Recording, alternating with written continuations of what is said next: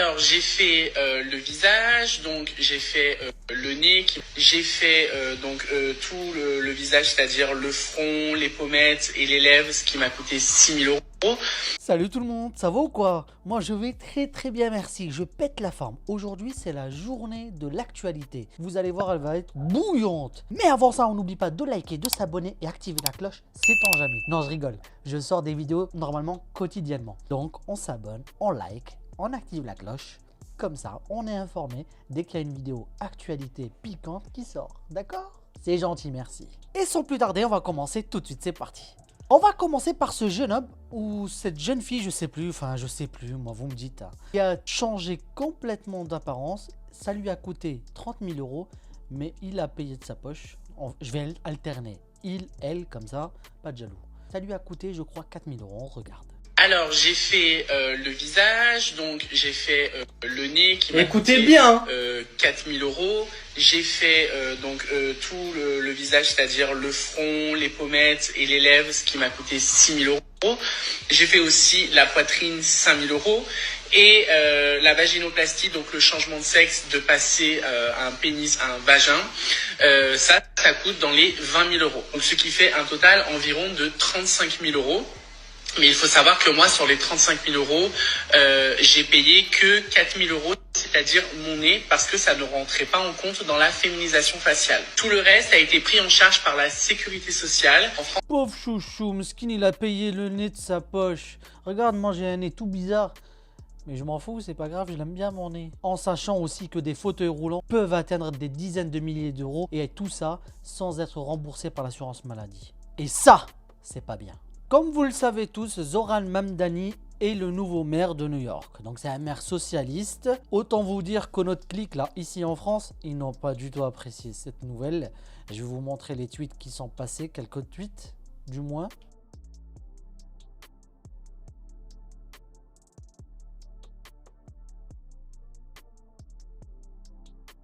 Et on va écouter BHL, Bernard-Henri Lévy, pour ceux qui ne le connaissent pas, un philosophe, enfin entre guillemets. Je mets des gros guillemets sur le mot philosophe, parce que moi philosophe, faut me dire à quel moment. Bref, il était ce matin sur la radio d'RTL et on écoute ce qu'il a à dire. Vous l'aurez compris, c'est les mêmes éléments de langage que les tweets que je vous ai montrés. Ah oui, ils se cassent plus la tête, hein. Ils disent tous la même chose et comme ça c'est fait, ça passe crème, des vrais feignants. Hier a eu un drame, attaque à la voiture bélier sur l'île d'Orléans, 10 blessés, l'assaillant a été interpellé. Il s'appelle Jean G. Il a 35 ans, résident à la Coutinière. Il a foncé délibérément avec son véhicule sur des piétons et cyclistes entre d'Orléans et Saint-Pierre d'Orléans. Bilan, 10 blessés, dont plusieurs dans un état grave. L'assaillant a crié Allahu Akbar lors de son interpellation. Et là, l'affaire a pris une tournure, vous imaginez bien. Il était connu pour des délits de droit commun, stupéfiants, vol. Pas de fichesse, ni de radicalisation connue. On tient à le préciser, on sait jamais qu'un électeur du RN passe par là. Comme ça, tu le sais, mec. Tiens, on va écouter un élu d'Orléans qui connaissait bien la personne. On regarde. Bah, je le connaissais pas personnellement, je le croisais dans la rue et on voyait que c'était quelqu'un de sous stupéfiant quand même, marginalisé, sous alcool. Et puis on savait qu'il était quand même connu un peu des services de police pour ce genre de fait, quoi. Ouais, dans la Coutinière, à Saint-Pierre, on pouvait très bien en venant boire un café, le croiser à la terrasse d'un bar, repartir à la supérette par exemple pour s'acheter de l'alcool voilà, ou des fois complètement errant dans la rue, hein. Ça m'arrivait de le croiser errant dans cette rue, quoi. Je sais qu'il a travaillé fut un temps comme serveur, je crois, et il a fait un peu marin-pêcheur, où il s'est essayé à faire marin-pêcheur. Après, de quoi il vivait, ça devait être de petits boulots. Voilà, après le reste, là-dessus, je connais pas sa vie parce que j'ai pas vraiment adressé la parole. Pas le genre de personne avec qui je parlais, quoi, hein. C'est pas mon genre de fréquentation, quoi.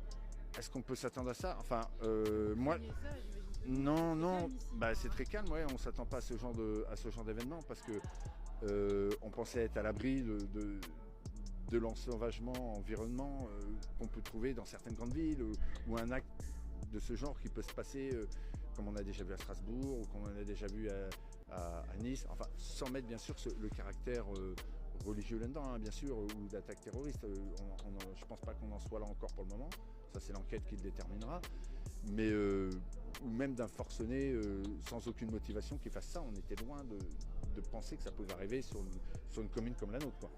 En gros, c'était un marginal, un fou, qui a fait n'importe quoi, certes, mais pas un terreau, d'accord? À bon entendeur. La justice s'intéresse enfin à CNews. Elle ouvre une enquête contre Yohann Usaï, le journaliste de CNews, qui avait tenu des propos le 30 septembre dernier et qui faisait l'apologie du génocide à Gaza. On regarde la séquence. Moi, si vous voulez, je peux dire que je suis pro-israélien, ça ne me dérange pas du tout. Je le dis, j'ai une vision pro-israélienne des choses parce que je considère... Non, mais moi, je n'avance pas masqué. Moi, je dis je suis pro-Israël. Mais pourquoi? Parce que je considère qu'Israël fait le sale boulot à la place de ceux qui nous dirigent et qui n'ont pas osé le faire, à la place de ceux qui auraient dû être aux côtés de Tsahal depuis maintenant 2 ans parce qu'ils luttent contre des terroristes islamistes. La réalité est celle-ci. Et heureusement qu'ils l'ont fait. On peut leur dire merci. Donc moi, je ne me cache pas d'être du côté d'Israël parce que je trouve qu'ils ont fait un boulot formidable qui était indispensable. Ce serait bien que la justice fasse activement son travail car cette chaîne de propagande fait trop ce qu'elle veut. Et il faut que ça cesse. Et sinon, vous savez comment on réduit son espérance de vie grâce aux grands groupes industriels? Non? Bah comme ça. Puis je vais faire les courses afin de réduire mon espérance de vie. Alors, laquelle vais-je prendre? Peu importe, elles contiennent toutes des microplastiques nocifs pour la santé. Ah, du soja transformé. Et moi qui voulais me faire ligaturer les trompes. Ce perturbateur endocrinien fera l'affaire. Les produits de la mer. Et vous êtes plutôt thon au mercure ou saumon au plomb? Oh oui, des gâteaux à la con notés F par Yuka. Ça plus les bons becs et nous voilà bons sur les additifs E171, E102 et le numéro complémentaire, le E330. Ah super, j'avais trop envie de manger des antibiotiques goût OGM avec une sauce aux résidus de vaccin. En voilà une belle pomme lustrée bourrée de pesticides. Même cette conne de Blanche-Neige l'aurait refusé. Allez, petite pause café dont les capsules en aluminium sont de vraies bombes neurotoxiques. Quoi, préparation en 7 secondes? Mais c'est parfait pour alléger ma charge mentale de merde. Oh, dommage, il y a des conservateurs et des sucres cachés. Mais on ne badine pas avec la santé mentale. Ah, mais c'est parfait, j'adore les additifs et les colorants artificiels. Voilà qui devrait m'aider à boucher mes artères. Nitrite, nitrate ou graisse saturée? Peu importe, avec la charcute, vous aurez les 3. Le tout avec un soupçon de sel. Bientôt l'été, ce foutu body summer. Qu'à cela ne tienne, déréglons notre microbiote avec les produits light bourrés d'aspartame et de sucralose. Alors faites comme moi et réduisez votre espérance de vie jour après jour grâce aux grands groupes industriels. Les amis, c'est désormais la fin de cette courte vidéo YouTube d'actualité. N'oubliez pas de vous abonner, de liker, d'activer la cloche pour être informé des prochaines vidéos qui sortent. Moi, je vous dis à très vite. Ciao.